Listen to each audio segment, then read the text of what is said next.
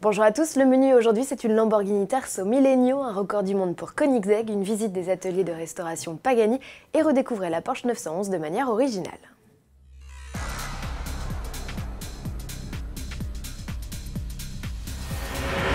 C'est la révolution chez Lamborghini, il est loin le temps des Miura, Countach et Diablo.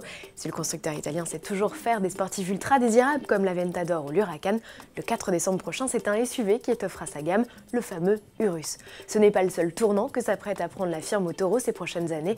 Elle évoque désormais ouvertement travailler sur des modèles hybrides, voire 100% électriques. Vous ne me croyez pas? Voici la Terzo Millennio, ou en français dans le texte, la troisième millénaire.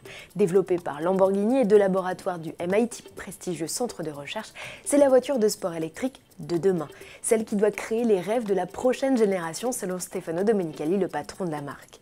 S'il joue un rôle important dans l'émotion qu'il procure, le design n'est pas l'unique axe de travail étudié. Une partie de l'équipe planche sur le stockage d'énergie via des supercondensateurs, tandis que l'autre étudie les matériaux à base de carbone, des éléments capables eux aussi d'emmagasiner de l'énergie et d'auto-réparer des micro-fissures dans la carrosserie grâce au courant électrique. Pourvue de 4 moteurs, un dans chaque roue, la Terzo Millennio entend réécrire les règles, celles qui régissent aujourd'hui les super sportives. Elle profitera donc d'un mode de conduite autonome, c'est à la mode en ce moment.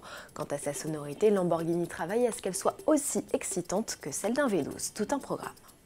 Koenigsegg enfonce un peu plus Bugatti, le constructeur suédois qui en octobre a éclipsé les performances de la Chiron en faisant de son Agera RS la plus rapide sur l'exercice du 400 km/h 0, vient de frapper à nouveau. Cette fois, l'hypercar au V8 de 1360 chevaux a battu le record du monde de vitesse pour une voiture avec ses 444,6 km/h. C'est 10 km/h de plus que l'Aveyron Supersport, détentrice du titre depuis 2010. Mais Bugatti n'a pas dit son dernier mot, il a annoncé vouloir retenter l'exploit en 2018. Reste à savoir s'il effectuera sa tentative avant ou après celle d'Hennessy, dont la nouvelle Venom F5 affiche sur le papier une VMAX hallucinante de 483 km/h. Pagani nous invite dans les coulisses de son département restauration, ou plutôt renaissance, puisqu'en italien la division se nomme Rinascimento. Cet atelier propose aux clients une remise à neuf de leur bolide dans les règles de l'art, et pour que tout soit parfait, un seul véhicule à la fois passera entre les mains des experts de la marque qui consigneront toutes les étapes du processus dans un carnet. Selon Pagani, sur ces 137 véhicules en restauration, certains compteraient plus de 100 000 km au compteur.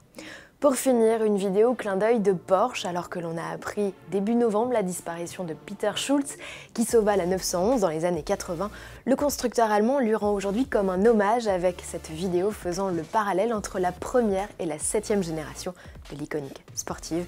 Le saviez-vous, la 991 est 34 cm plus longue et 20 cm plus large que son aînée. Et alors vous êtes plutôt ancienne ou moderne? Nous, on aime les deux. À demain.